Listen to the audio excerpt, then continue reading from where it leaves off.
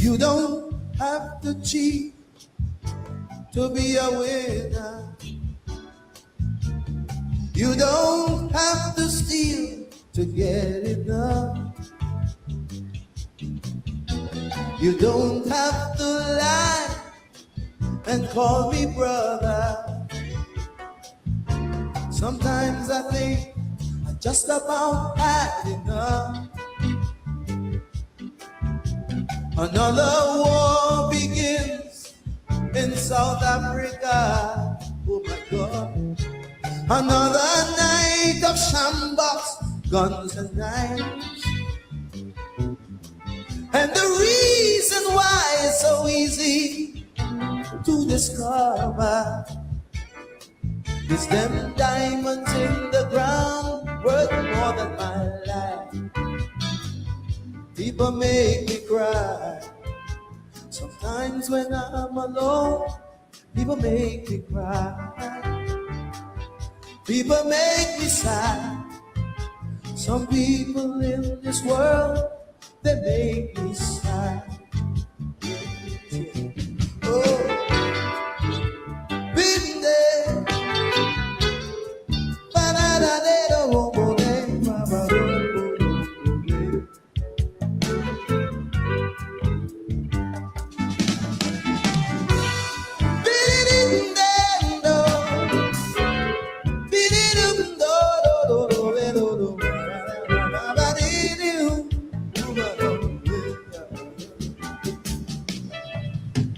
Sometimes I think, take my life too serious.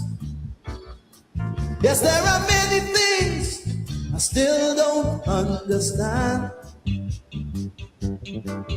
But you can't say for me that I am not curious.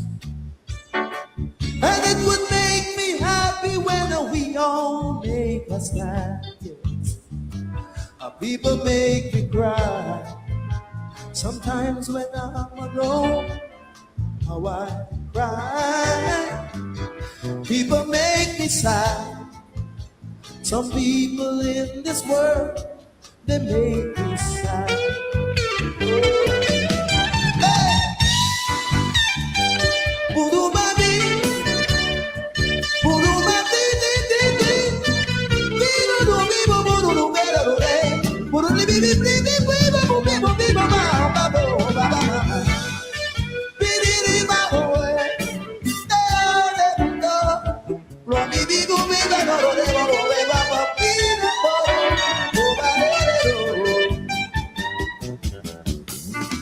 Sometimes I think I take my life too serious.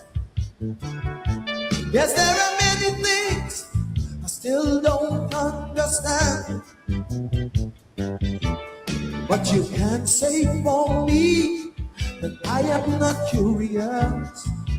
And it would make me happy when we all make a stand. People make me cry. Sometimes when I'm alone, how I cry. People make me sad. Some people in this world, they make me sad. I'll tell you why. Because you don't have to cheat to be a winner. No, no. You don't have to steal to get enough. You cannot take my life away and still call me brother. Sometimes I think I just about had enough. What? You take my home, you take my pride, you still want to use me. Oh, you're cutting my inside out like a knife. You cannot take it all away and still abuse. Oh, been there.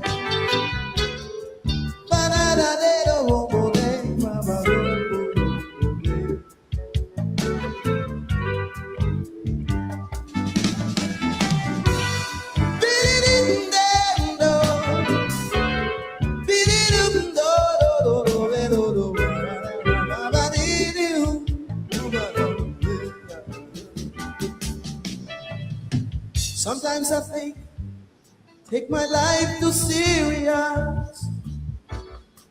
Yes, there are many things I still don't understand. But you can't say for me that I am not curious. And it would make me happy when we all make a stand. Yes. People make me cry. Sometimes when I'm alone, how I cry. People make me sad. Some people in this world, they make me sad.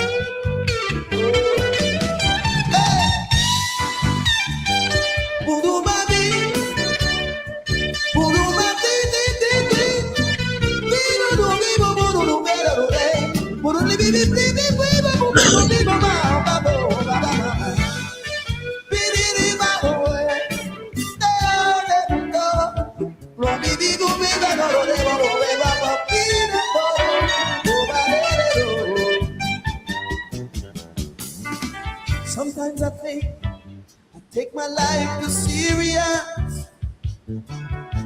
Yes, there are many things I still don't understand. But you can't say for me that I am not curious. And it would make me happy when we all make a stand. People make me cry. Sometimes when I'm alone, how I cry. People make me sad. Some people in this world, they make me sad. I'll tell you why. Because you don't have to cheat to be a winner. No, no. You don't have to steal to get enough. You cannot take my life away and still call me brother. Sometimes I think I just about had enough. What? You take my home, you take my pride, you still want to use me? Oh, you're cutting my inside out like a knife.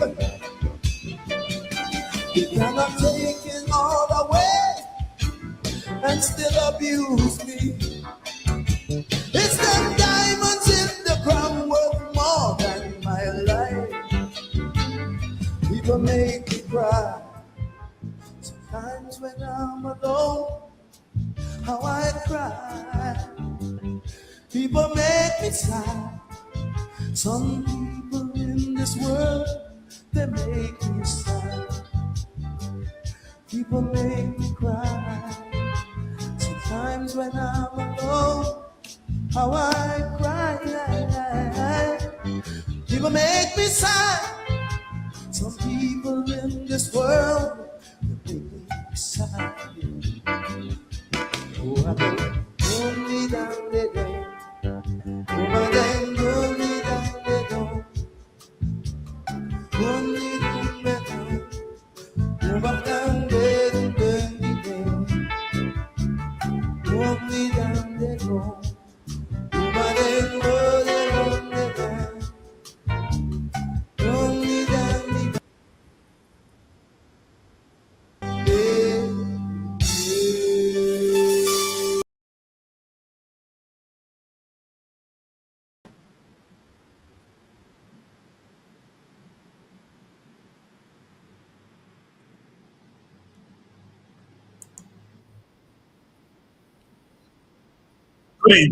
Good evening, and welcome to Politics 101 on a Thursday evening.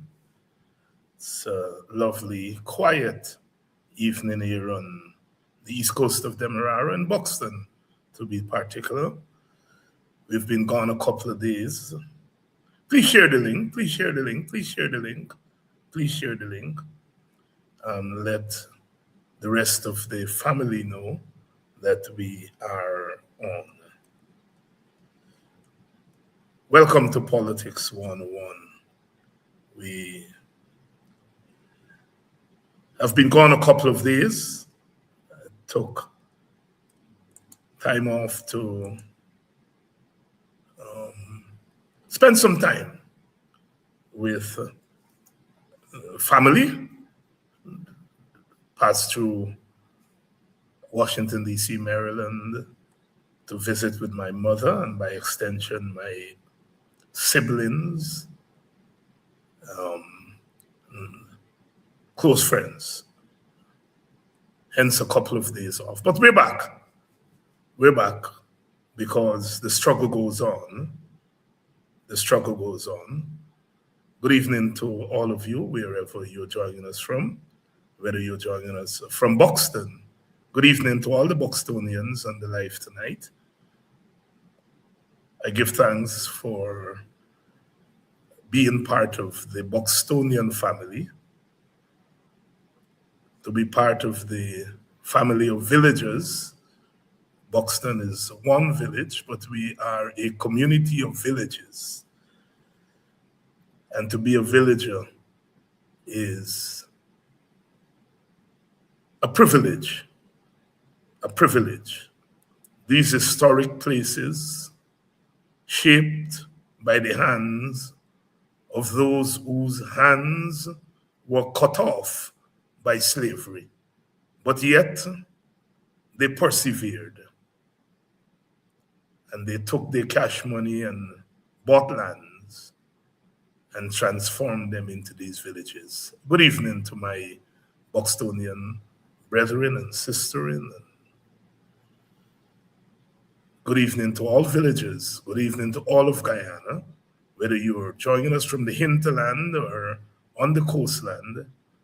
It's a tremendous pleasure to be with you this evening. And to all my countrymen and women, Guyanese and the diaspora, the Caribbean, whether you're joining us from our sister Caribbean countries, stretching all the way from the Bahamas right down to Trinidad and Tobago in the south, and in between the isles of the Caribbean. Whether you're joining us from St. Martin or you're joining us from the continent, here, French Guiana, Suriname, Venezuela, Brazil, wherever Guyanese are, and wherever we are, we make our voices known. Good evening to all of you who are joining us from afar, further afar, North America, Canada, of course, the United States of America. Good evening to all of you. Good evening to all of you. Good evening to those of you joining us from Europe, in particular from England, the United Kingdom, Great Britain, France, Ireland. I know there are a few of us there. Welcome.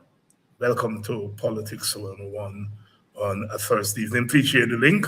Please share the link and let them know that Politics 101 is on, and we have a few things to talk about. So please spread the word and let everyone know that we are on this evening. The more things change, rearrange, they remain the same. But we press on. David Michael Rudder. Sometimes I take myself too serious.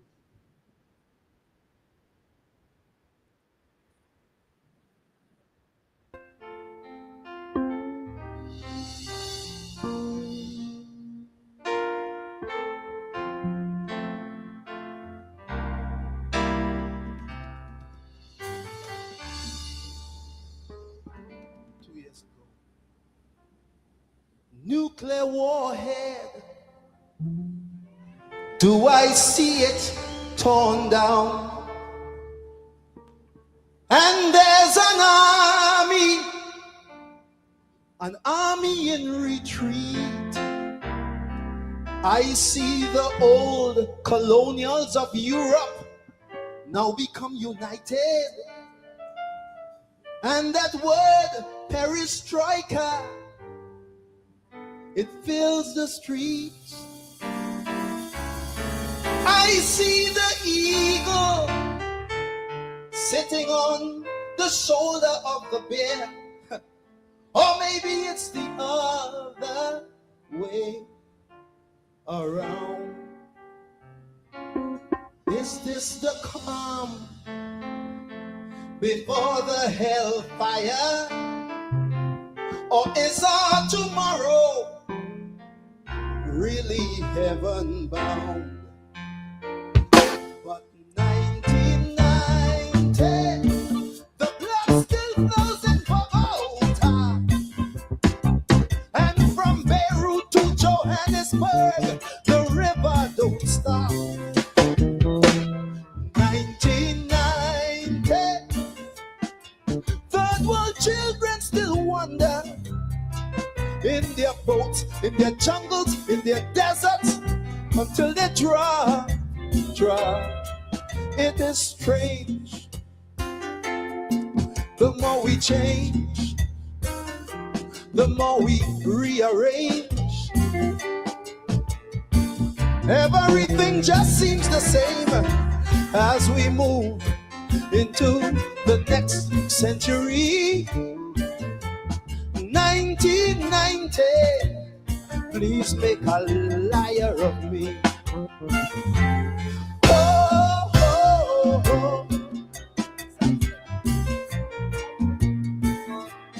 Oh, oh, oh, oh, yeah, yeah.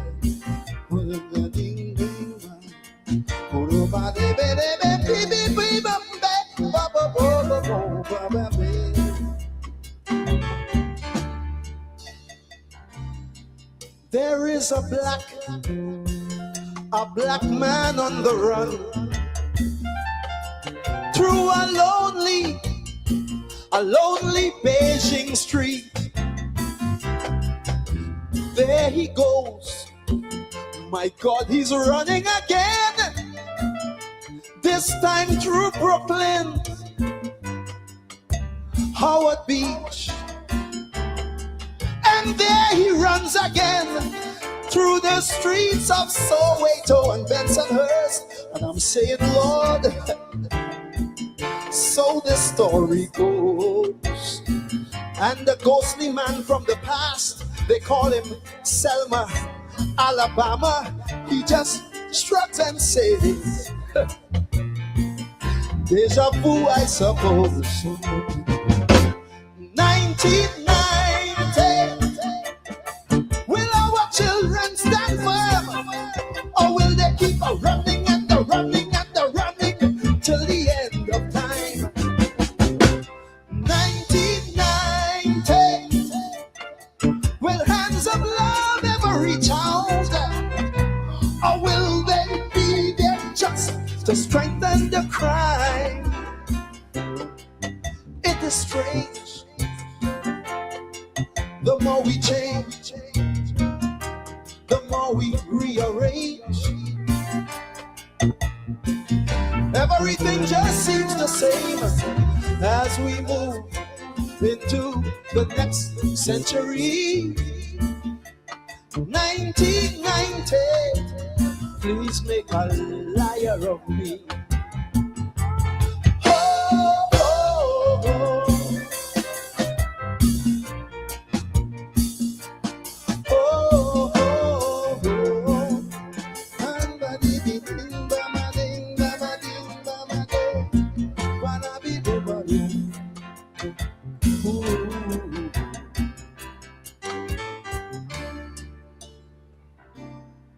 LA's burning down.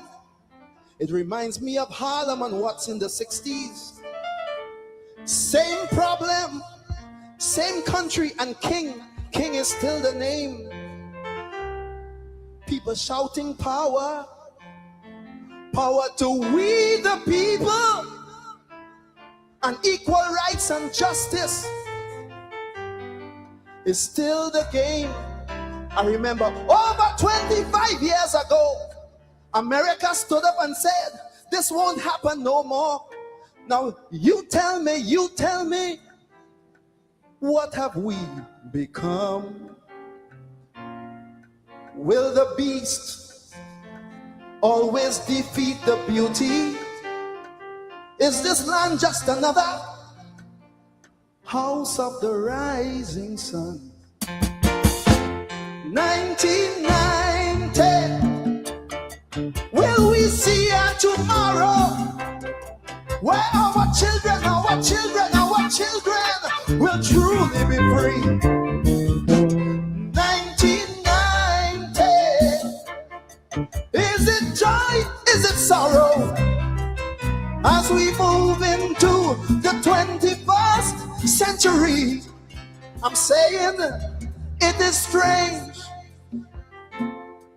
The more we change, the more we rearrange, everything stays the same as we move into the next century. 1990, make a believer of me. David Michael Ruther, 1990. 1990. A calypso that was written as we entered the 21st century. And Rudder, of course, was reflecting on the fate of the oppressed, asking the question whether the end of the Cold War would mean anything changing for those of us who are the children of the oppressed. And he said, please make a liar of me. I am pessimistic, Rudder says, that anything will change fundamentally for the fate of the poor, the powerless, for the fate of the black man. There he goes, running again through a lonely Beijing street. Will anything change? And we were asking the question in Guyana, with the advent of oil, and gas, with the advent of our wealth, tremendous wealth, comparatively speaking, is anything changing for the oppressed in Guyana? Is anything changing for the poor and the powerless in Guyana? We continue to be poor. We continue to suffer.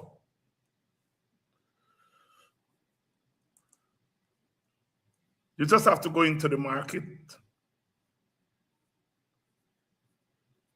Economic oppression. And economic oppression is political oppression.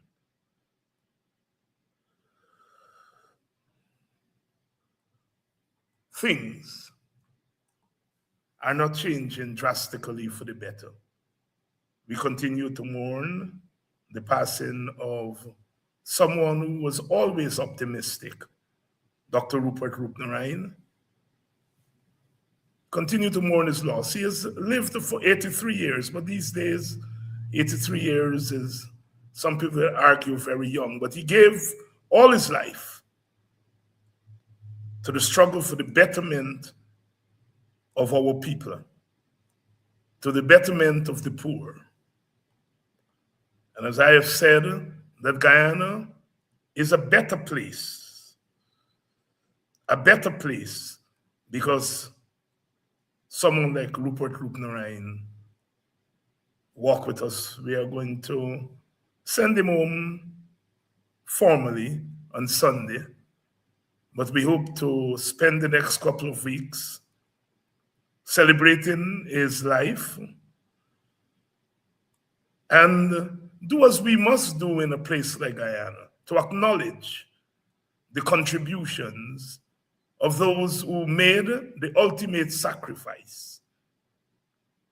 People like Rupnaraine could have done anything with his life. He was a first-rate scholar, went to Cambridge. He was a cricketer. He could have gone on to become a first-class cricketer, but he chose to come back to Guyana and to stand in the ranks of the poor.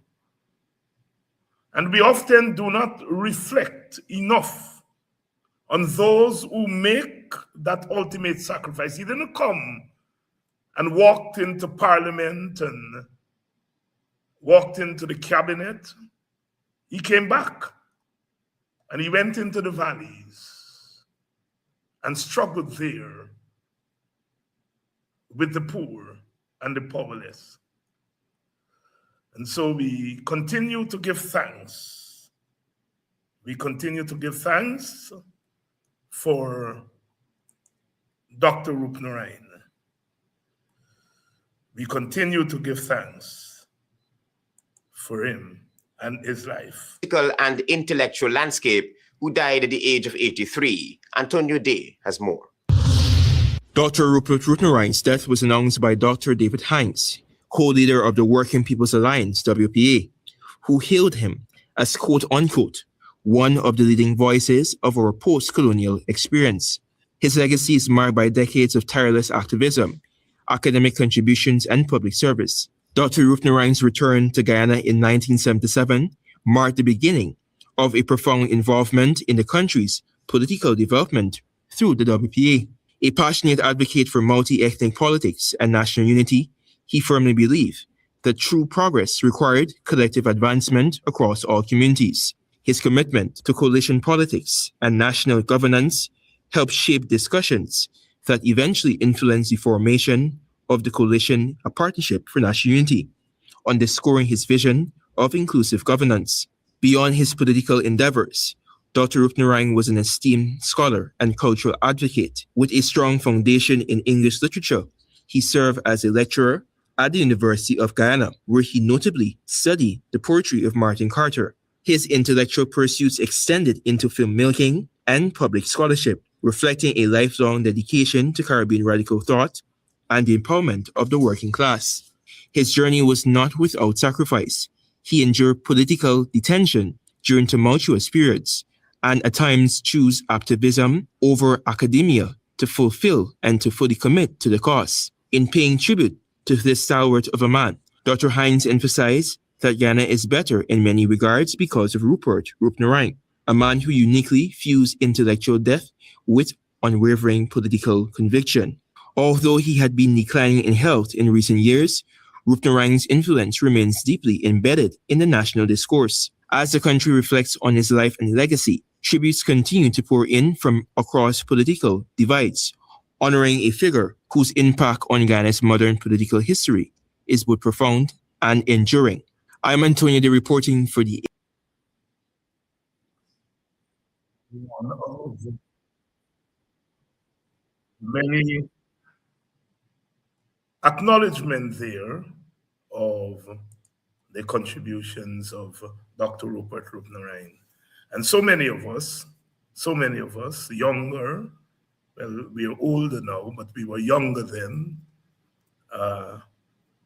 came into contact with the Rupnaraines of this world. And I can speak for myself that I think that my life, in many regards, has been influenced for the better from the personal and political contact with people like Rupert Rupnaraine. We often take it for granted because these are people that you knew all your life, practically. Dr. Rupnaraine came back in 1977. I was just out of high school, a 16-year-old, what they would say these days, little boy.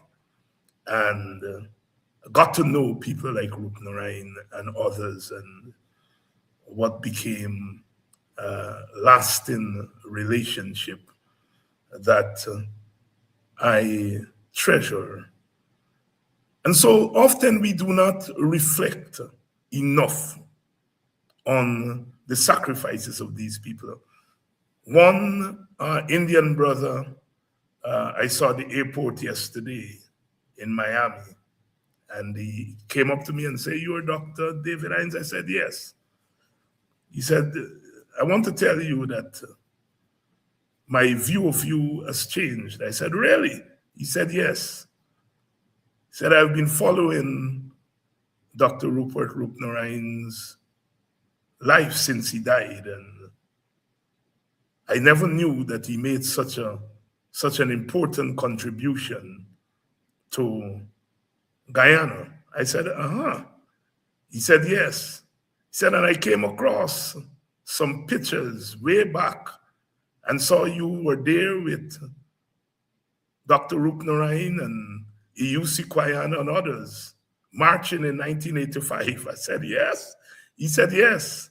He said, "You know, I didn't know you were in politics that long. I thought you were in politics. You came into politics the other day." I said, "Yes." He said, "Yes, yes. I really thought that you were just one people. I didn't know that way back then you were fighting against the government of your own people." And I laughed so hard, and I asked him for his forgiveness for laughing. And he said he understood because he said, "A lot of Indian people think your politics start yesterday." And I reflected on that, on how misguided and misplaced a lot of our people are through no fault of theirs. You know, there is something that we call agents of socialization. These are institutions and people who influence people's outlook on life.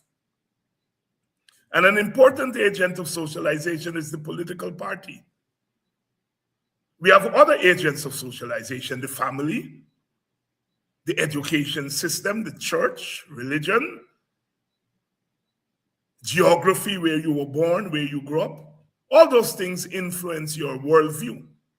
And the political party is one of the important influencers of people's worldview.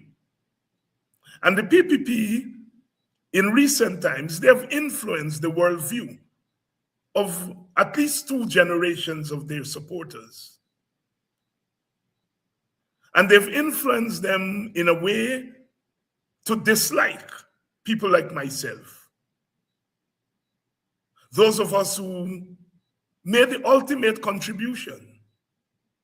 I am not like Rupert Roopnaraine and others, not that gifted.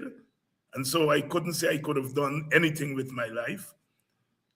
But I got opportunities that came my way, and I was able to do things that I would not normally do, would not normally have done, given where I came from. But, you know, later on, because of those opportunities, I could have chosen what to do with my life. I could have chosen to sit in a university and teach books and read books and so forth. But I chose to continue my activism. And like I said, you know, institutions like the PPP, like the media, do not do justice sometimes to the history of this country. They write some people out of history. You know, I remarked on this program a couple of nights ago when I was talking about the Stabroek News. And I was mourning the passing of the Stabroek News because I think in the last 5 decades, it was easily the best newspaper in Guyana. But the Stabroek News had a personal vendetta against me and the WPA. I don't know why, we can speculate. They never covered me in the last 6 years. They never covered the WPA. And in doing that, they, in a sense, write us out of history.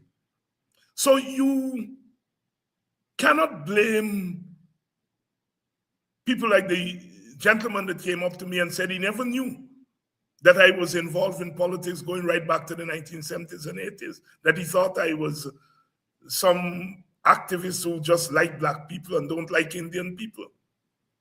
until Dr. Rupert Rupnarine died. And as he said he saw my life program in the morning and saw me speaking about Dr. Rupnarine, and he thought I was being genuine when I said Dr. Rupnarine transcended race. And he couldn't envisage, given what he had heard about me, could not envisage that I could revere an Indian leader. And so he said his view of me has changed. His view of me has changed because he realized that although I love myself, I love my race, that I love humanity, and that I have no problem in serving under Indian people and Indian leaders. It took Dr. Rupnarine's death for some people to understand that. And so some of our institutions, the media, the political parties, they do not do justice to our history. And so we have generations of our people who do not have an inkling of the pillars that have helped to bring our nation to where it is today. Those who are supporters of the PPP believe that the only people who made any contributions to Guyana was the PPP, is the PPP. I heard one member of parliament, I think a minister, on the government side in his contributions in parliament, talking about how sugar workers in the 1970s and 80s fed this country. It was the revenue from sugar that carried the country. It was the revenue from rice that carried the country. This is a government minister in the National Assembly saying that. And I sat there and eventually I shouted and I said, bauxite also, gold also. Because when he was talking about sugar and rice carrying this country, he was correct, but only partly correct. Because in the 70s and the 80s, Guyana got tremendous revenue from bauxite. In fact, it got more revenue from bauxite than from sugar. By the time we got to the 1970s and the 1980s, sugar had begun to decline as a money earner for this country. Europe had discovered new sweeteners and they had turned their backs on sugar. Sugar prices had gone down. And many countries in the Caribbean divested and diverted away from sugar. Barbados moved from sugar to tourism. Jamaica moved from sugar to bauxite. Bauxite and banana and tourism. And so it was bauxite. At that time, Jamaica, Guyana, and Suriname had the best grade of bauxite in the world, and there was a demand for bauxite. And so our revenues came, but there was this minister in the National Assembly telling the country and the world that it was sugar and rice that carried Guyana. And when you think about sugar and rice in our multi-ethnic society, by inference, he's saying it was Indian Guyanese who fed Guyana and carried Guyana. But that was only partly true. Bauxite and gold, bauxite more than gold, was influential, was a money earner for this country. I wouldn't say bauxite alone carried Guyana. We were still getting some revenue from sugar and rice, along with bauxite. That's what carried Guyana. But if you listen to the Minister of Government, it was given a narrative that was not complete. And one has to be very careful when one gives that narrative. Because in saying so, it has ethnic implications about who built this country. You see? And so our institutions, our politicians have to do much better in terms of the narratives that they peddle. The narratives that they peddle. Because it could have implications. Because if half of the population walks around believing that they are the ones who saved Guyana and that others did not contribute to Guyana, then it injures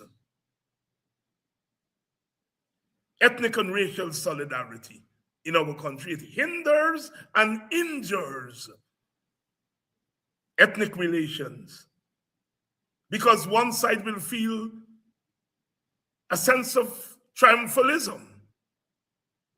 Another side will feel a sense of defeat, a low sense of worth. My people did not contribute to Guyana. And so we have to be very careful about what we do with history. And those of us who happen to be agents of socialization, we have a responsibility to be very careful about how we translate for younger generations our history. I think we're having some problems on Facebook tonight. And those of you who would normally join the program from Politics 101 are having some issues in accessing the program. Some of you have migrated to other pages and other sources. I don't know what is causing the problems with Facebook here tonight, but I hope that we are able to correct it. I hope we are able to correct it. But as I was saying, we have to be very careful. We have to be very careful with how we talk about our history, and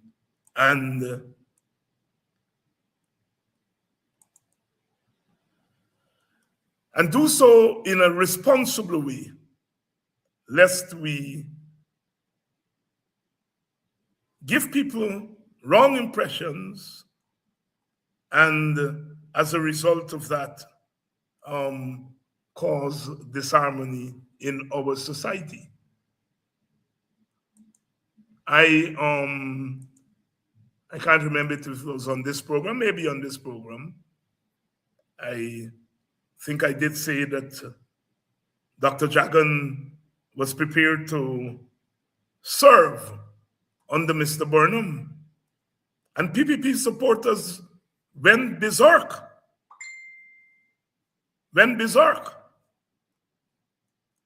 On social media. David Hines is a liar. And I noticed Mr. Rohi commented. He didn't call me a liar because he knew it was true, but he didn't rebuke them and say that what Hines was saying is true. That the National Patriotic Front of 1977, the PPP, proposed a government between the PPP and the PNC and was prepared for Mr. Burnham to be the president and Dr. Jagan to be a vice president or prime minister or whatever it was. And again in 1985. In 1985, as I recounted, the talks were very advanced. Very, very advanced. And the untimely death of Mr. Burnham did not help, because after Mr. Burnham died, Mr. Hoyt closed down the talks. But in 1985, they were prepared to serve under Mr. Burnham. So on the one hand, you have the demonization of Burnham that is beyond political disagreement.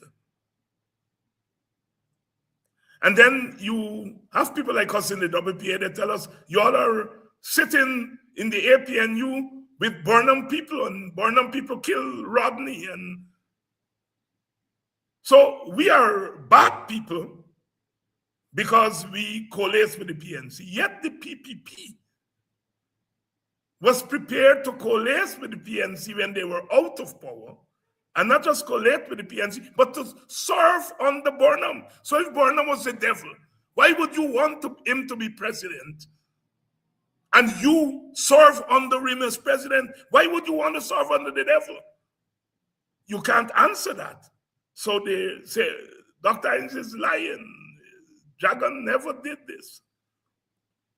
Some of them clearly don't know. Some of them know, and they're stifling their conscience. But we are not doing ourselves a favor when we mess with our history. As people know, I have my problems. I've had my problems with Burnham. I've had my problems with the PNC.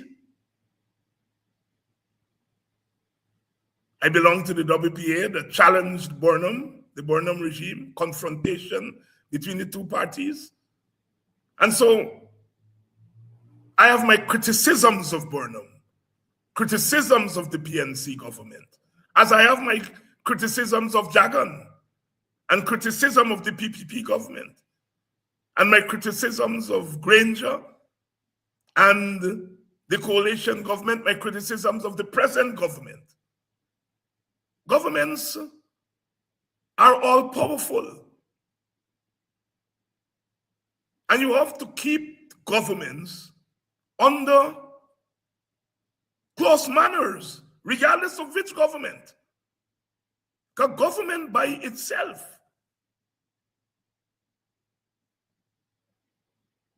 could get out of control. But let us get back to the Burnham thing.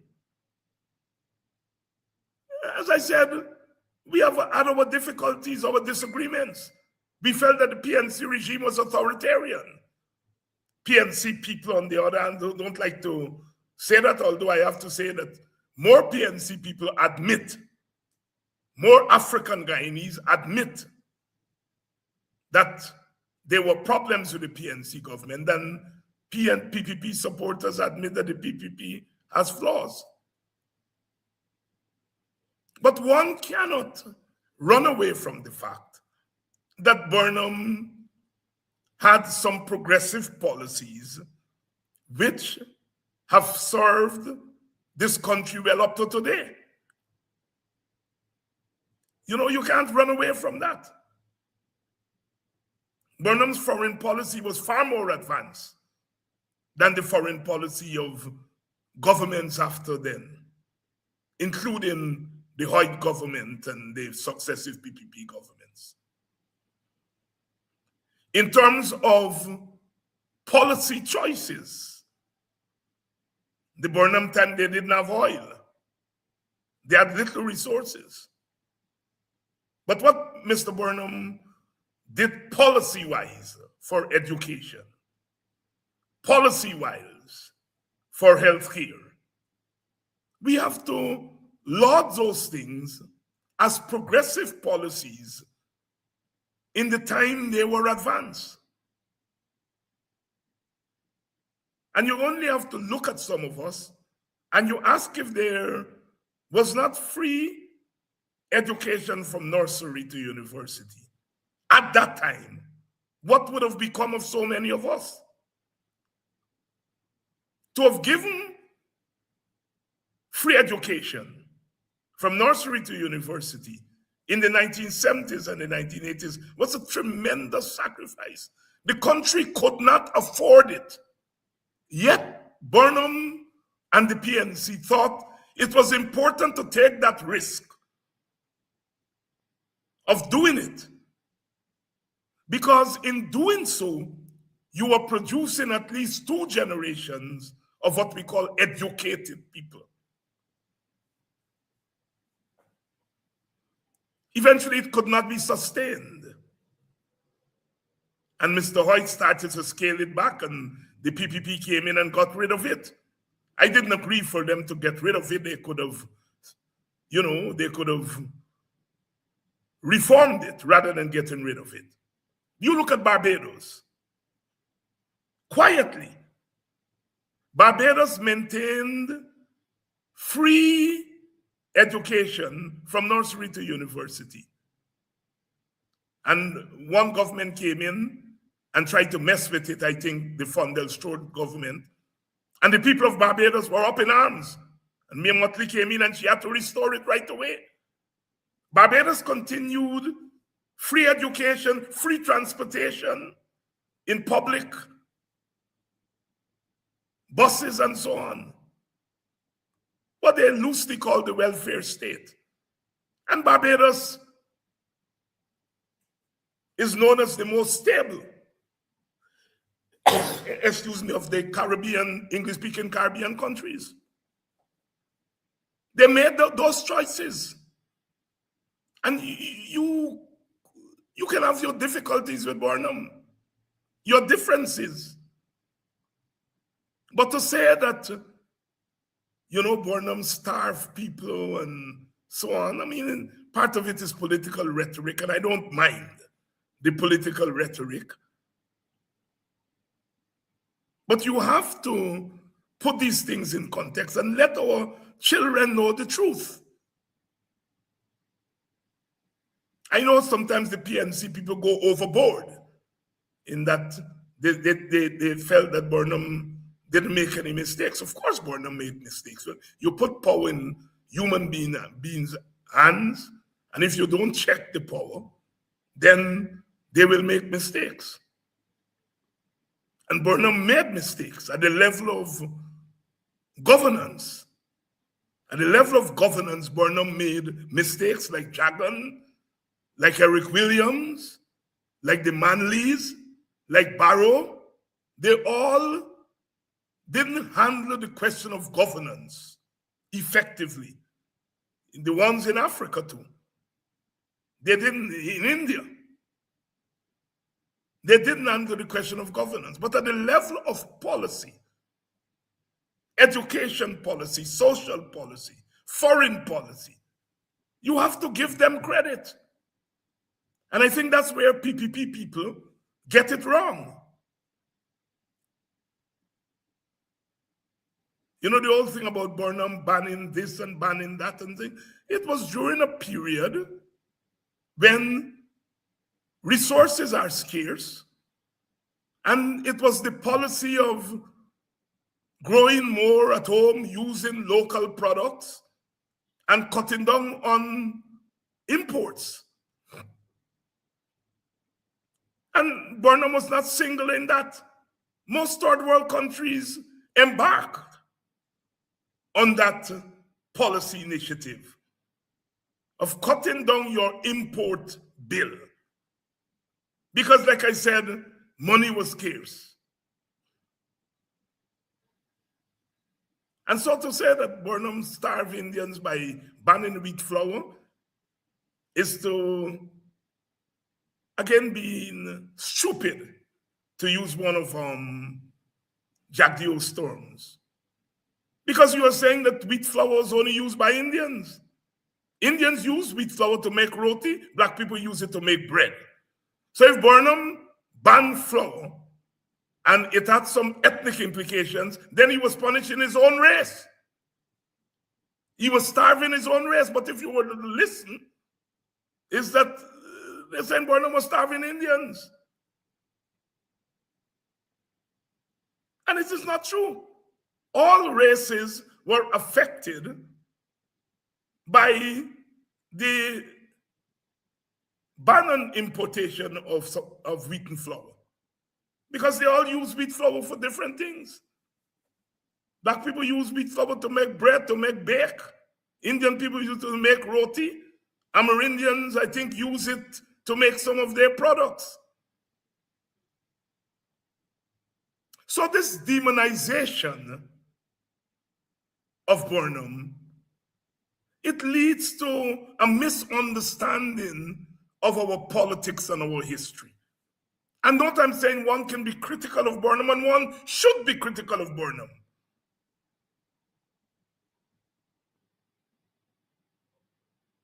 But one has to make a distinction between a critique of Burnham's style of governance, the way he dealt with opposition, the way he dealt with dissent. You can be critical of that. But you can't throw the baby out with the bathwater. And that's what they're doing. The irony of all of this is that when you look at the present PPP government and you look at their style of governance, their method of governance, it's more authoritarian than Burnham.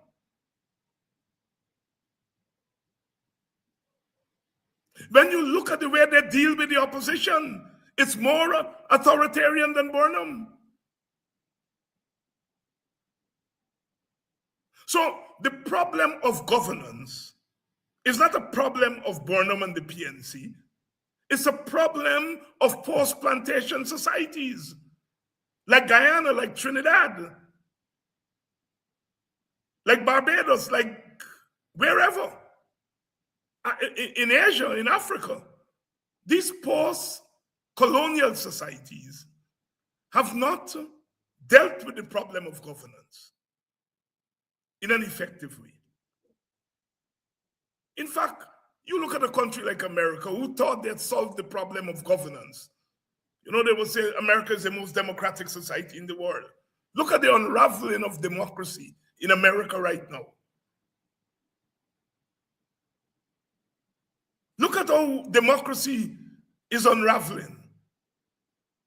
Despite all the institutions in America, the democratic institutions, there comes an administration, and that administration is testing the limits of democracy and in undermining the system. So the problem of democratic government, the problem of governance, is a problem that is not unique to any one party, to any one government. Even we progressives,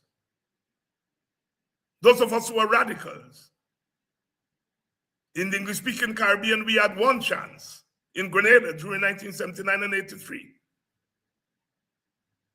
If you look at the social policies during the Grenadian Revolution, very advanced, very advanced. But the question of governance, they didn't pass the test. Eventually, they end up shooting up one another and helping to kill the revolution. But the social policies were advanced. So the conclusion is that whether we are left wing, right wing, center wing, we have not dealt with the question of democratic governance very well in our post-colonial era. It's unfinished business. But when you single out Burnham and the PNC and said, well, they were dictatorial, and they're this and they're that, you're then saying that the others were not dictatorial, and the others are even more dictatorial. I used to have an argument with some seniors of mine who used to tell me, David, when we get enough,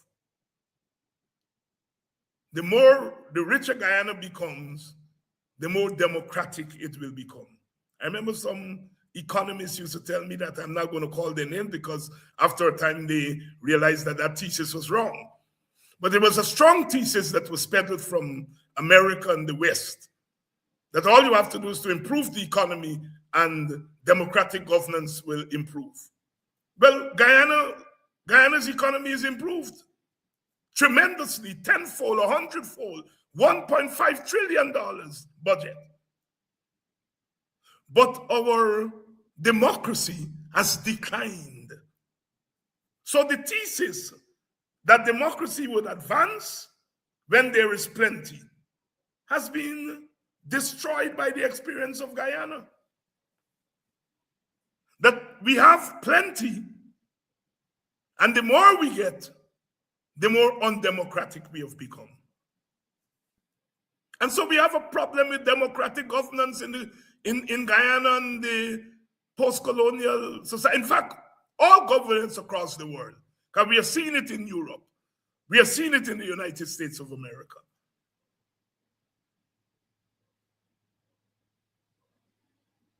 And so the PPP has socialized at least 2 generations of their supporters to believe a narrative that is not true. So when the gentleman told me that his view of me has changed, his view was that I like black people, and so I hate Indians.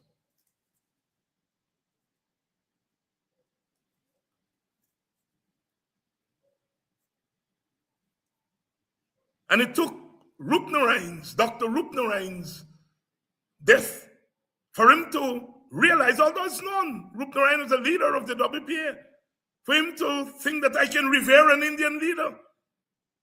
You want to know where people develop this kind of consciousness from. People like David Hines and so on don't like Indian people, don't like Indian leaders. And he looked at me the morning and he said he knew I was genuine when I eulogized Dr. Rupert Roopnaarayan. He then realized that I served under an Indian leader. And I have no problems in serving under an Indian leader. I'm doing better than Dr. Jagan. Dr. Jagan never served under any other leader. He was always the leader from the time he got in to formal politics. When the PPP was formed in 1953, he was always the leader. He never served under another Indian leader. He never served under black leader. Burnham served under Jagan. So Burnham served under another leader, and Burnham served under an Indian leader. Quayana served under Jagan.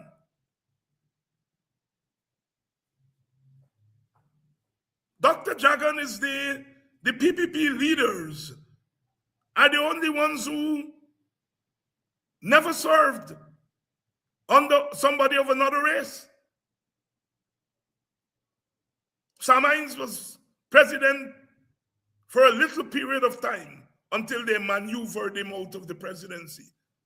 So Jack Dio never served effectively under another leader, under an African leader, never. Irfaan Ali never served under an African leader. I served under an Indian leader. I have no problems in doing so. But yet I am the racist. We are the racists. Burnham served under Jagan, but you will never hear that. And like I said, in fairness to Jagan, he was prepared to serve under Burnham. He was prepared to serve under Burnham. It never happened, and that's a fact. And so we have to be very careful with our history. I take blows here, and I'm prepared to take blows. People don't like when I call PPP leaders brothers.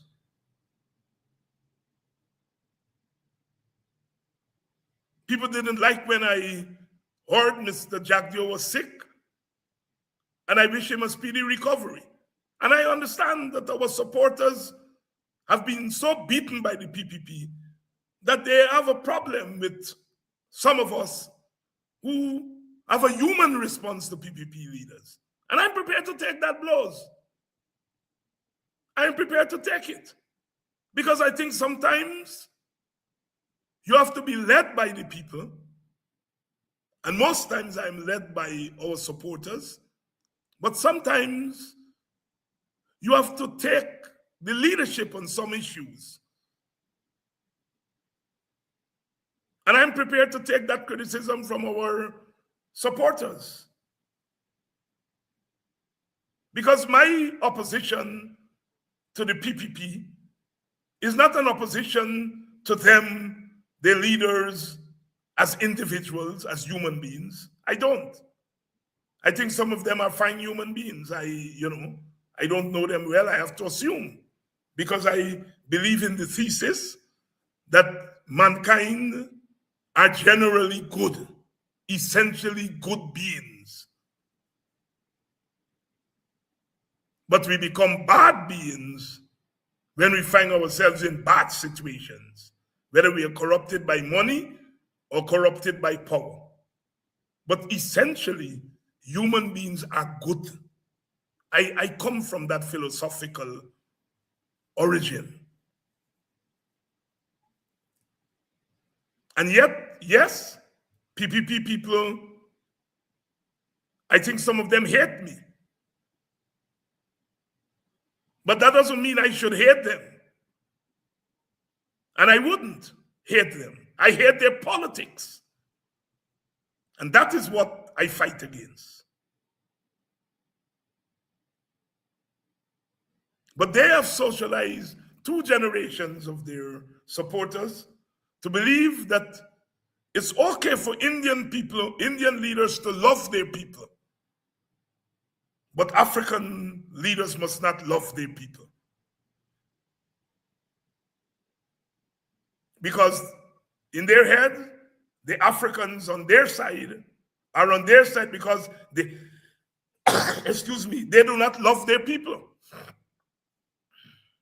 And they're okay with that. They're okay with Africans who they think that do not love their fellow Africans. I am not saying that PPP Africans don't love their people. I'm not saying that. But I'm saying that the supporters, a lot of the supporters of the PPP are okay with Africans who don't love their people. And those of us who say we love our people, they have a problem with us. I said to the gentleman yesterday, I said, can you be mad with a pandit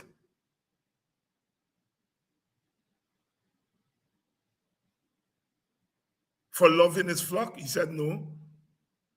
He said, but you are not a pandit. I said, no, I'm not a pandit. I'm a chief. I'm an African chief. He said, I didn't know that. I said, there are many things you don't know. There are many things you don't know you didn't know. And I said, there are pandits who are sitting on the government bench. They love their people and they're in politics. And do you think they stop loving their Hindu flock when they get into politics?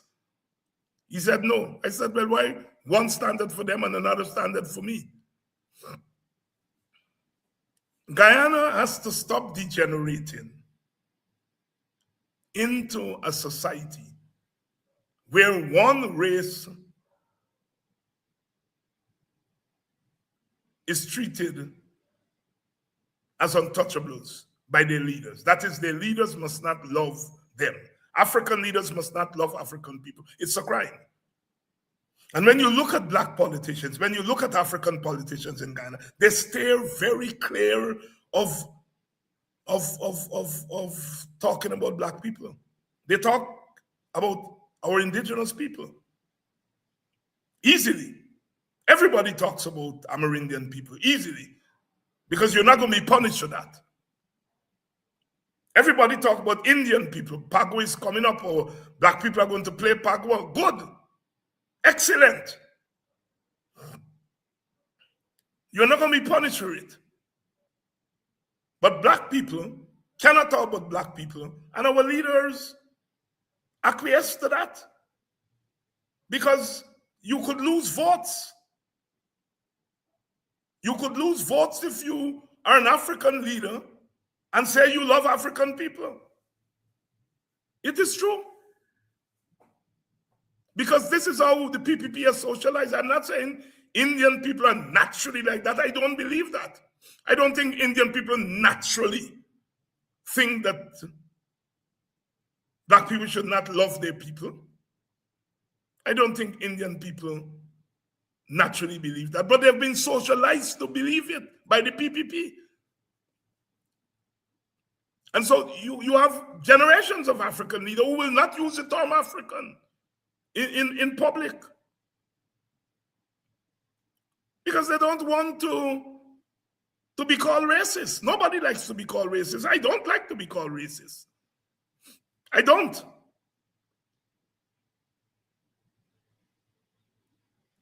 But if I had to make a choice between being called a racist and denying my people, I will let them call me racist because I will not deny my people. I will not deny my heritage. I have that clear choice, and I'm very clear about that. Call me racist if that's what you choose to do, and you don't want me to acknowledge my people. I will prefer to acknowledge my people and being called a racist. And those are things we have to correct in our country. You see, when you demonize Burnham, and I'm making a distinction between criticism of Burnham and demonizing of Burnham. When you demonize Burnham, it has ethnic implications. Because what you're saying is that African people cannot run anything. That is one of the outcomes. At the end of slavery in the United States of America, the white establishment wanted black people to leave America because they said, these people cannot exist in a state of freedom. They don't use that language in Guyana, but that's the meaning, that black people cannot exist in a state of freedom. Why give them power? They mess up everything. They mess up sugar, they mess up this, they mess up that. And so they cannot exist in a state of freedom. They cannot govern.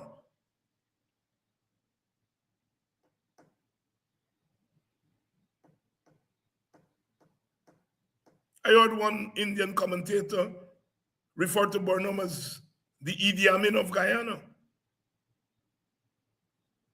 And the PNC leader was on the program. And she couldn't respond. She was defending Burnham and defending the PNC, but when the guy said Idi Amin, she didn't defend because she didn't know. She didn't know the meaning of what he said. For them, Idi Amin was not just a dictator, he was ugly. And she had no idea what Idi Amin meant in local ethnic terms. So, although she was defending Burnham, she didn't defend him on that because she didn't know. She didn't know it was a dog whistle, to use an American term. To use an American term. And so we have to correct these things. You know, you can't, what David Rudder said, you don't want to tear my life away and then call me brother. You don't want to demonize me and then call me brother. And this is what passes for politics in Guyana. We have to correct it. And that is why I think Rupert Roopnarine has been important to Guyana. He carved out a niche for him. Young brother called me up. He said, Dr. Hines, do you really meant it when you said Dr. Roopnarine transcended race? I said, yes. He said, I believe Dr. Roopnarine transcended race, but I'm having difficulty with you saying it is possible to transcend race. I asked him why. He said, well, you know, you're a race man. I said, yes, I'm a race man. But there are people who transcend race. And I can't deny that. Not many people are people in public life. I see people in normal life do it every day. But people in public life. Dr. Roopnarine, he didn't have to make an effort to transcend race. He didn't have the burden of confronting race in a way that a Kwayana had, or a Rodney, or a Ogunse. These are activists who have to confront race. Dr. Rupert Ryan didn't have to confront race in the same way. He confronted it by transcending it. Let me put it that way. Some of us have to confront race by attacking races. Dr. Rupert Ryan transcended race. He confronted race by transcending it. And I said the test for me was how comfortable he was among Africans. I know a lot of non-racist Indians, a lot of them, but when they're among Black people, they are uncomfortable. And I know a lot of non-racist African people who, when they're among Indians, they're uncomfortable. Rupert Ryan was uncomfortable among Africans. He was as comfortable among Africans as he was among Indians. And like I said, it's not, he didn't have to put it on. It was the nature of his politics. As I said, some of us confronted race because we have to attack racism. And people like Rupert Ryan confronted race by transcending it, not ignoring it. Rupert Ryan never ignored race. Some people like Freddie Kissoon saying Rupert Ryan didn't like Indian people. He was more comfortable because I think Rupert Ryan said sometime that he was more comfortable at Linden than other places, and they felt it was a crime. The Ravi Devs of this world, they said he wasn't Indian enough because he said he was more comfortable among the people of oh my, tonight is sneezing night. He was more comfortable among people at Linden. I know he was comfortable among people at Linden. I saw him at Linden so many times in my life. And he was comfortable there with the bauxite workers. He was comfortable in Buxton. And I think that was the hallmark of his politics.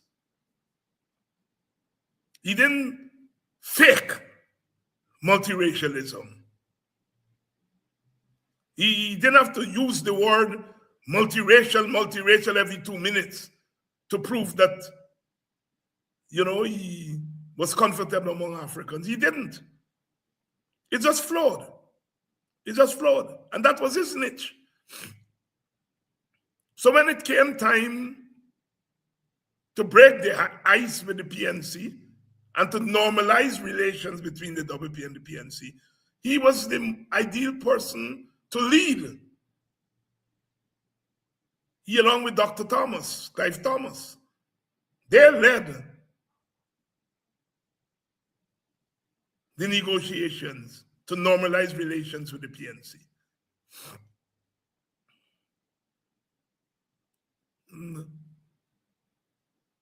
And so, one has to see our politics in different ways than what we are doing now.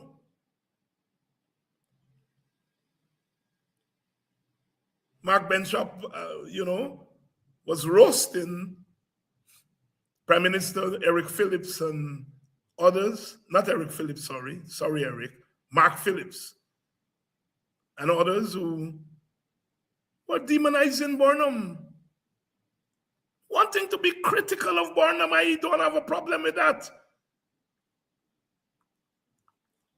With the demonization, and Mark Benschop had to take him on and to say, you're wrong. Freddie Kissoon is into that nonsense now. Well, Freddie Kissoon is a different case. There was a time when Freddie Kissoon was on the side of the no opposition. He was very critical of Jagan, very critical of the PPP. And now he's on the side of the PPP, and he feels that he has to be overcritical of Burnham and others, and being overcritical leads him into demonization. Look at the way he demonizes Burnham. demonizing Squayano, demonizes Rodney, demonizes Rupert Rupnarine.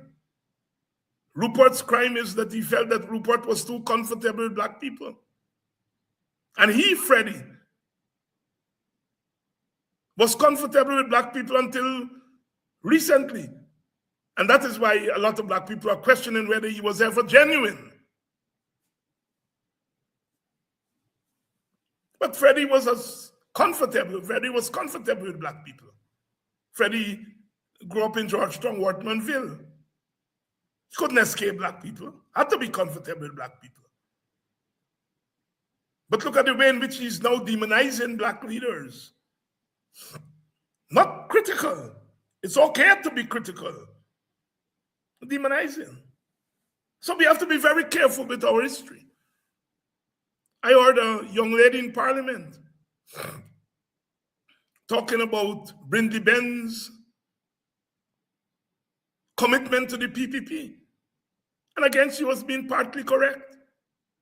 What she didn't say and perhaps didn't know, shockingly, that Brindy Ben left the PPP when the PPP lost power in 1964. He left the PPP. From 1965, 64, 65, did not go back into the PPP until 1992 when the PPP came back to power and they sent him to Canada as the High Commissioner. For 27 years, Brindy Ben was not in the PPP. But if you were to hear the young lady speak in Parliament, you would not believe that Brindy ever left the PPP. And what was even more surprising is that maybe the young lady didn't know that Brindy was a founding member of the WPA. He formed an organization called the Working People's Vanguard Party. And along with IPRA and ASCRE and Ratoon, he was a founding member of the WPA. And he left the WPA because he felt the WPA was too soft on Jagan, and he didn't like the close relations that the WPA was developing with Jagan and the PPP, and he left the WPA. And if you were to hear this young lady talk about Brindy's commitment to the PPP, and this was a man who left the WPA because WPA was moving to closer relations with the PPP. Brindy Ben, of course, is the father of Robeson Ben and others. And this young lady in Parliament was close to Brindy Ben and should have known. Either she didn't know or she pretended she didn't know. Falsifying history. You know, facts are facts. But you can't bend facts to suit your political agenda and get away with it. Brindy Ben exercised his right to leave the PPP, and he stayed out for almost 3 decades. And that must be said. He was hostile to Jagan. When some others in the WPA were working for closer relations with Jagan, he would have none of it. Yet, to hear the young lady talk is to believe that Brindy never left the PPP. You know, we have to do much better than we are doing, because we are creating a nation that is unfamiliar with its own history. And these people are becoming leaders. I can't remember who it was that was speaking there in the National Assembly, and they were making reference to the 1970s and the 1980s, and they were saying Dr. Hines should know. He was there and so on, and I had to shout across and say, tell your colleagues about my history. Let them know that I was a revolutionary and I'm still a revolutionary. I'm not a racist. Tell them. Because in their head, I'm a racist. I'm defending black people. They're, you know, and so they're not being told that I came into politics defending Indian people.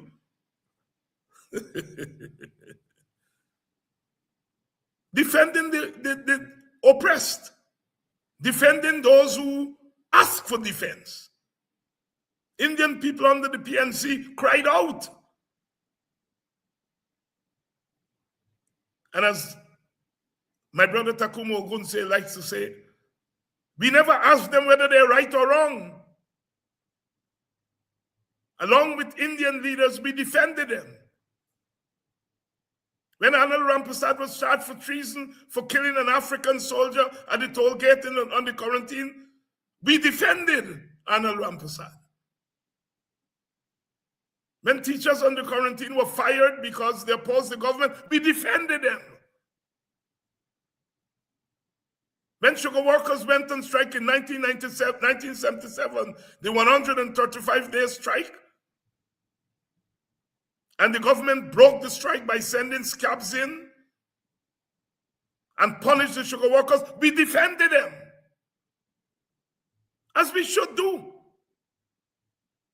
Now when public servants are being punished by this government, we defend them, as we must do.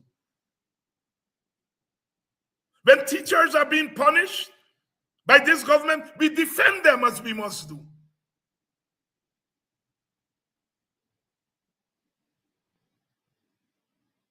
When young Africans are being murdered on the streets in their scores, in their hundreds, we defend them, as we must do. Because we once defend Indians when they suffered the same fate. Right is right, wrong is wrong. And that is the legacy of a Rupert Roopnarine. Stand up for what is right. Stand up for justice. Stand up for freedom. There are some black people who still have not forgiven us in the WPA. They said we have to bring down Burnham. And look what Indian people are doing us now. And they're correct. We fought against the Burnham government. We have to bring the PPP into government. And look what the PPP is doing to us in the WPA now. They're right about that. But that doesn't mean that we were wrong when we did what we did. We stood up against injustice.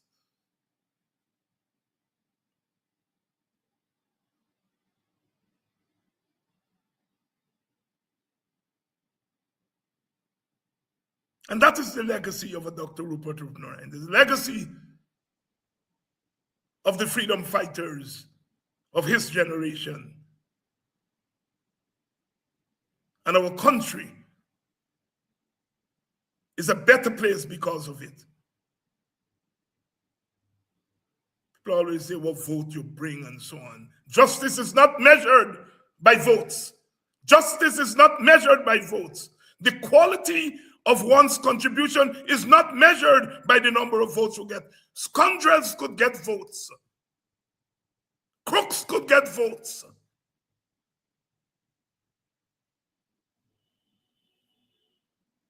Scoundrels and crooks don't stand up for justice and freedom.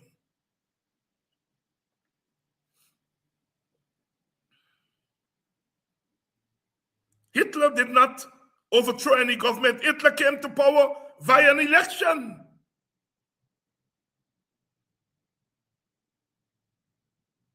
The apartheid leaders in South Africa did not overthrow any government. They came to power through elections. White people could vote and elected them. Any crook could get votes. Any scoundrel could get votes.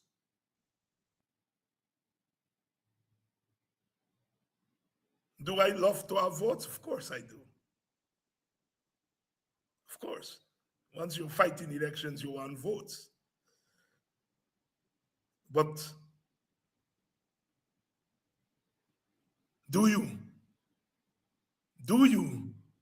judge the quality of one's contribution to one's country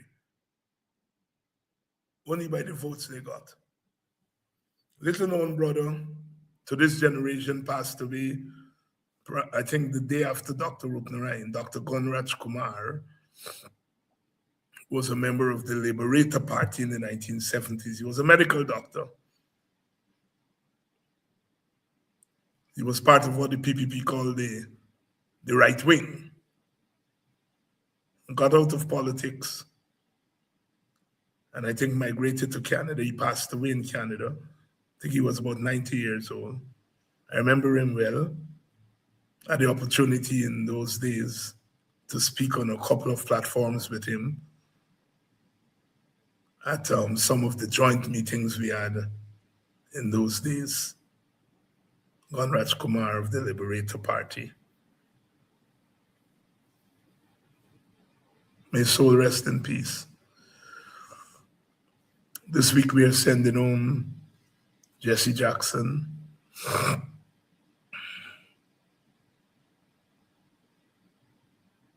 See them go where one be one.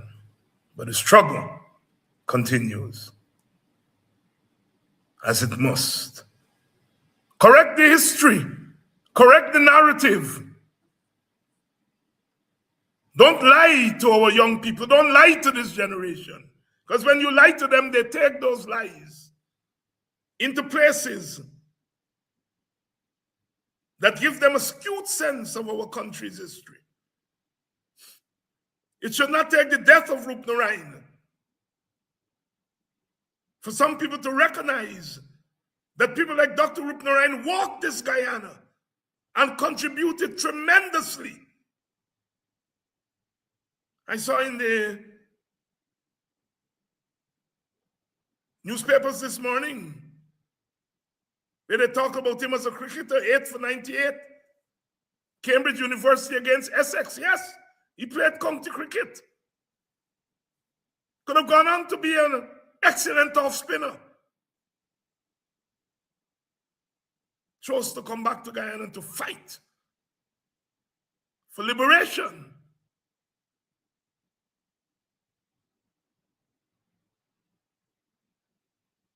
What we call the constitutional reforms that we have now. Rupert Rupnarayan was one of 3 leaders who led that process.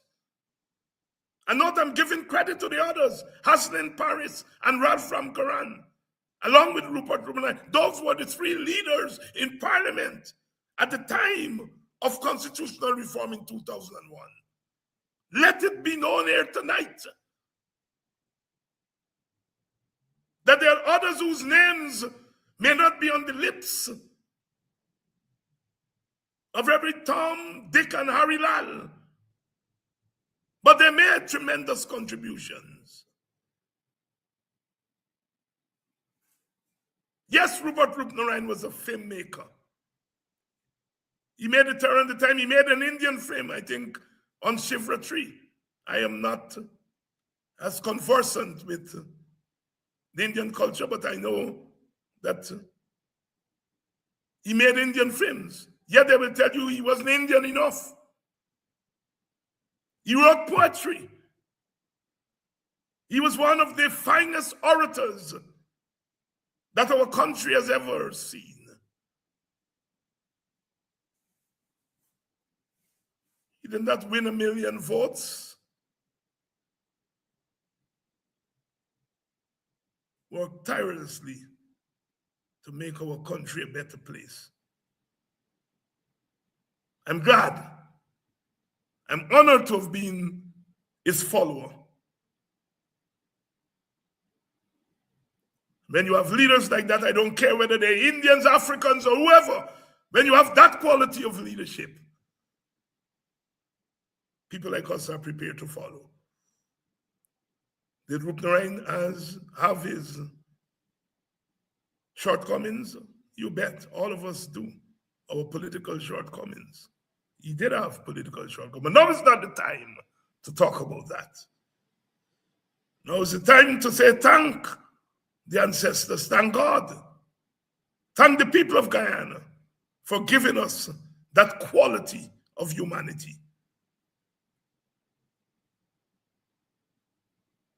hold on to the best in us. Jackson and Burnham led the way, but others made telling contributions also.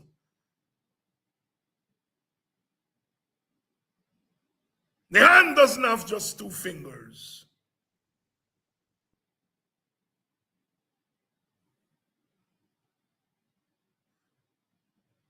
We are moving on as we must, always. We are better than we are. We are better people, we are a better country. We are a better society than we have been led to believe.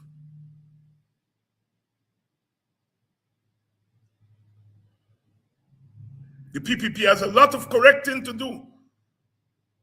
It has led the way in destroying, to a large extent, that which it contributed to building.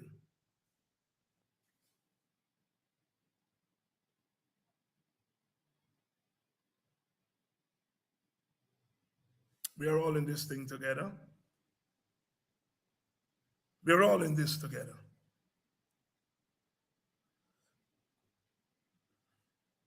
The CARICOM leaders are meeting.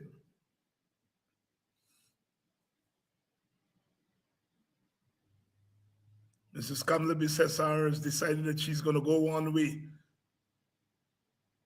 She's critical of her colleagues for not supporting, giving more of their support to America. It's a right to do so. She's wrong in terms of her balance. She made a telling point. She criticized her former leaders for interfering in internal affairs in countries. Where was Kamla when CARICOM interfered in the 2020 election? Where was Kamla? Where was Kamla Bissessar when CARICOM interfered? She was in the opposition. And her friends, the interference helped her friends in Guyana. You can't want to suck cane and blow whistle at the same time, Kamla. It's either you believe in a principle or you don't believe in it. I'm with you. When you say that there should be no interference in the internal elections and politics of sister countries, I'm with you. But you're being selective.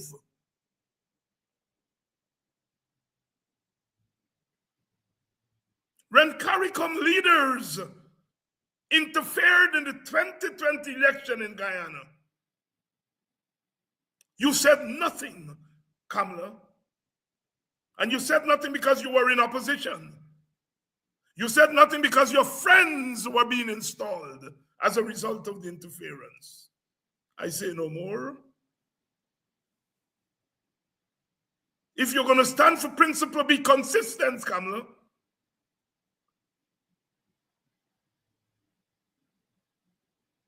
I disagree with you on your stance on America. America could defend itself. America could protect itself. Whether Trinidad or Guyana or Barbados stand with America or not, America is going to have its way in a world in which might is right. And I always say small countries like Trinidad and Guyana should not get in big countries' fight. That's my view. Kamla decided that she's going to take one stance. And she's going to criticize our brothers and sisters for taking a neutral position, because that's what CARICOM has done. They haven't taken an anti-American position. They've taken a neutral position. They're supporting supporting Cuba and condemning what's happening in Cuba as a fellow Caribbean country. She said, all of you here have been elected by free and fair election. Why do you want to deny the people of Cuba free and fair election? All of a sudden, Kamla discover. How does she know that The leaders she is talking there, all of them came to power as a result of free and fair elections. She just wants to be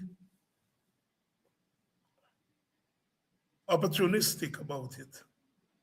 You don't have to agree with the Cuban political system. I don't agree with one-party government. I don't. But I support Cuba as a third world country struggling to bring social justice to its people. I don't agree with the one-party system. I don't want a one-party system in Guyana. I'm fighting the single dominant party system in Guyana. You don't have to agree with the Cuban system, but that should not prevent you from standing up for human rights in Cuba as you must stand up for human rights in America and Canada and Britain and Guyana and St. Vincent and the Grenadines and other places. Get it right, Kamala. Get it right.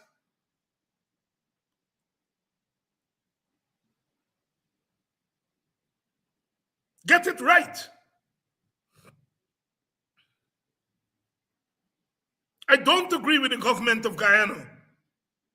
But does that mean that I will support Venezuela walking into Guyana? No. I make a distinction between the government of Guyana and the sovereignty of Guyana.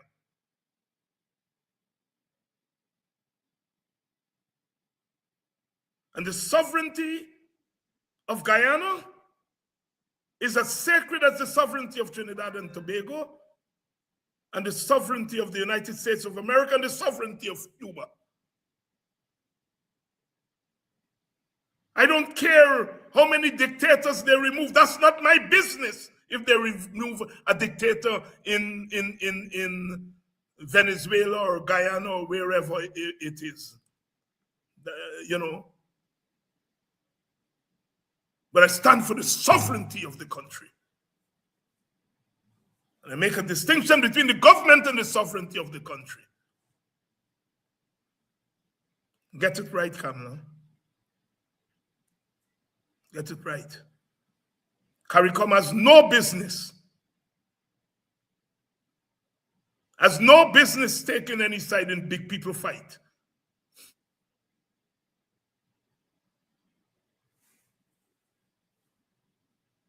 You're representing the country. If your party, the UNC, wants to be pro-America, that's your party's business.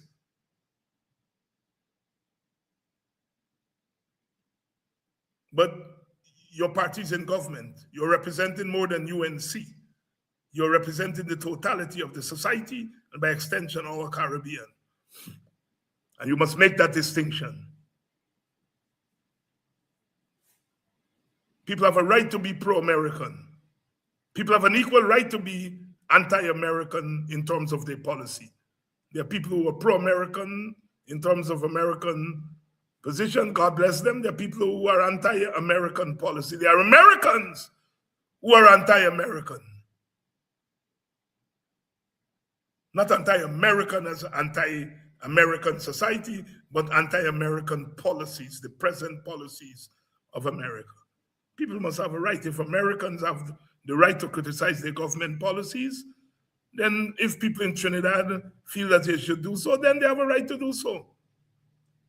But I'm saying when you become the leader of the country, you're not just leading your party. It's one of my fights with the PPP.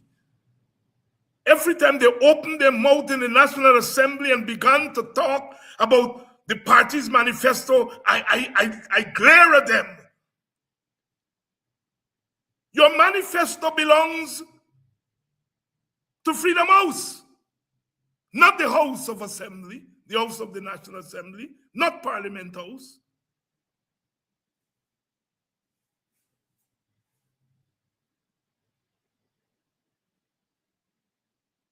We can do better as a nation. We can do better as a region. We just have to get our principles right, make our distinctions.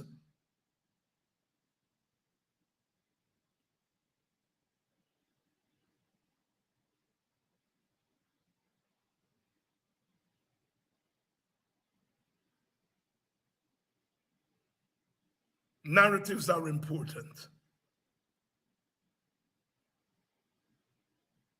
And when you mess with the narratives today, you create crisis for tomorrow. Burnham did not drop from the sky. He came from Kitty. Just as Jagan came from Port Morant. They both came from the wombs of this country.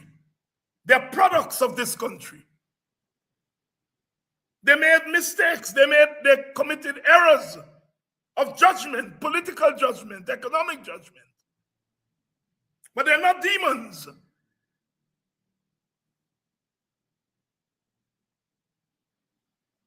They're not demons. The University of Guyana, in terms of the staff there, the lecturers and so on, lecturers were more pro-WPA and some of them were pro-PPP. Very few of the lecturers were pro-PNC. Yet the PNC and Burnham never stopped financing, the University of Guyana. Never stopped financing the University of Guyana.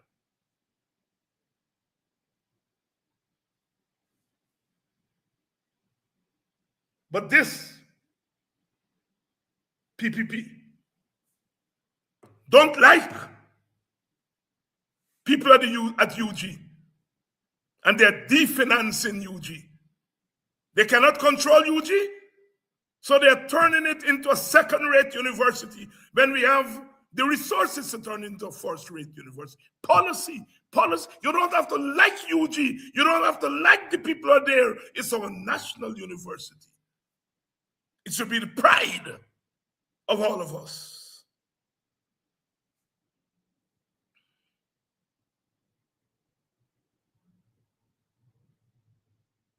We have to do better as a nation.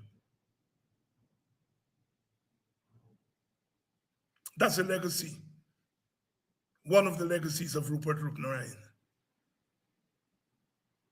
Nationhood. Our nation.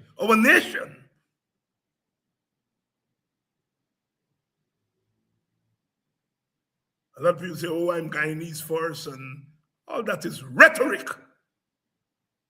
You're Guyanese also. You're Indian, you're poor. You're West Indian, and you're Guyanese. Not Guyanese first, I'm Guyanese also.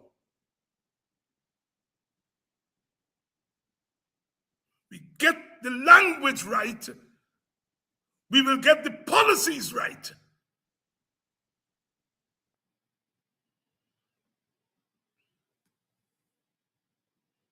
But Nathaniel Critchlow and Marisha and others, they came back after a trade union meeting in Europe, and they came back to the Caribbean and they began to talk about Caribbean independence. There was no Guyana then. We were British Guyana. We were not Guyana. Where do you get off that you are Guyana first? Guyana came into being in 1966. Before that, we were all colonized peoples. And we gained our freedom from colonialism together. It's nonsense people talk sometimes. I'm not ceding Guyana to anybody. I'm not ceding my Guyanese identity to anybody, but I am not privileging Guyanese identity over my ethnic identity, my religious identity, my class identity. They're all my identities. I claim them. When you say I'm Guyanese first because you don't want to deal with the problems of Amerindian people. They're suffering because they're Guyanese. No, they're suffering because they're the children of Amerindians, who we call bush people. That's why they're suffering. When you talk about Guyanese, you want to hide and you don't want to confront the suffering of the poor and the powerless. They're suffering because they're Guyanese. There are plenty of Guyanese who are not suffering. They're suffering because they're Amerindians.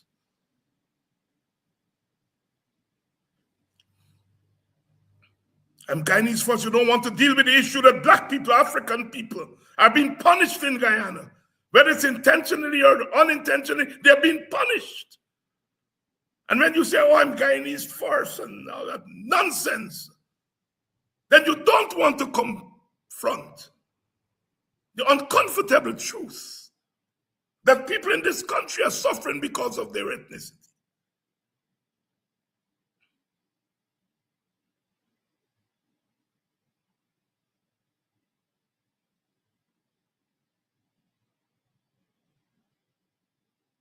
Black young people are disproportionately targeted by the police, not because they're Guyanese,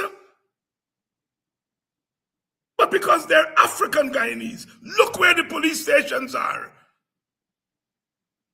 All of the police stations in Guyana, look where they're located, in proximity to black villages. The police force came into being shortly after emancipation in 1838, 1839, they came into being. And they built police stations, not on the sugar plantations. They weren't policing the white masses on the sugar plantation. They were policing Africans. Look at the police stations. Just look at them. They're either in black villages or in close proximity to black villages. Guyanese, know your history and understand what that history means. And when you say, I am Guyanese first, insinuating you're not Indian Guyanese, or you're not African Guyanese, or you're not Amerindian Guyanese, or Chinese or Portuguese, it's your way of avoiding the uncomfortable truth in our country.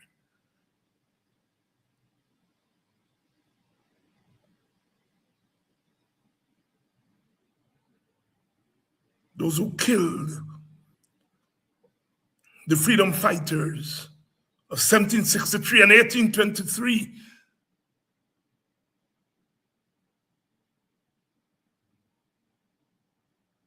you think they were killing Guyanese or killing black people whose only crime was that we want to be free? Oh my God, I want to be free. I want to be free. Cut their heads off and hang it up on Parade Street, paraded it there. And you are telling me today you want to ignore that? And you're saying to me, David, ignore that because you're not going to win votes? Keep your votes. I will keep my dignity. If I have a choice between votes and dignity, I will choose dignity.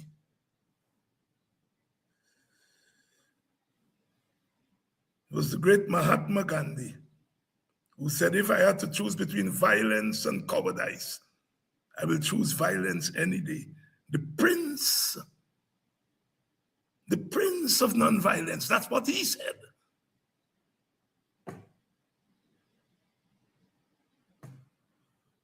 We are moving on as we must. I thank you all for staying with me tonight. It's been one of those nights when the Spirit moves in me. And brings forth the words of my mouth, the meditation of my soul and my heart. Some things have to be said. Somebody has to say them to wake this country up out of its slumber. Some of it is willful, some of it is induced. Slumber it is nevertheless.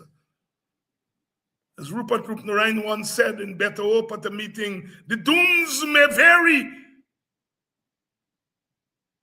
but the dooms are the dooms.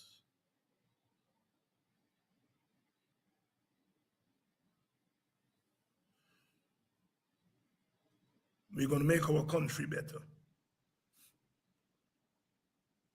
We shall not evade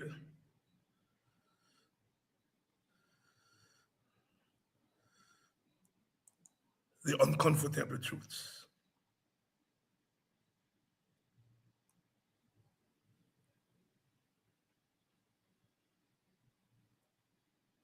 One more time.